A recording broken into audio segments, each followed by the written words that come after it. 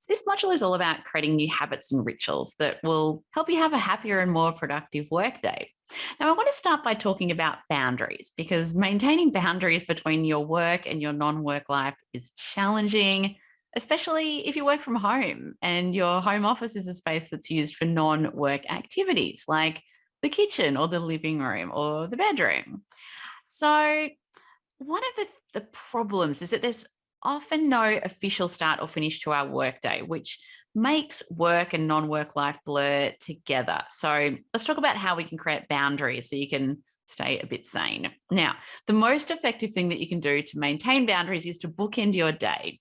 So we're going to do that by creating a boot up ritual and a shutdown ritual.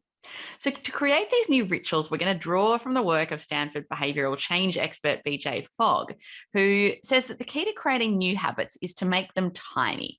So what he means is designing behaviors that are really quick and simple to do. So we're going to create a tiny habit for booting up your workday and shutting down your day. To make new tiny habits automatic, we're going to pick an existing tiny habit that will be your trigger. So we're going to stack one tiny habit on top of the other, which is very effective for helping new behaviors stick. So you need to start by picking something that you do every day as the starting point for your tiny habit sequence. So you might make a coffee every day. So your tiny habit sequence could be, after I pour my coffee, I will open up my computer. Or after I sit down at my desk, I will put on a do not disturb sign. So while this might seem simple, these tiny habits will start to clearly delineate the start of your workday. So to stop boundaries kind of blurring. So when you create this deliberate tiny habit boot up sequence, it signals to your brain that the workday is officially starting. So your task for the next few days is to try to create a boot up ritual. So pick an existing habit and add a new tiny habit on top of that.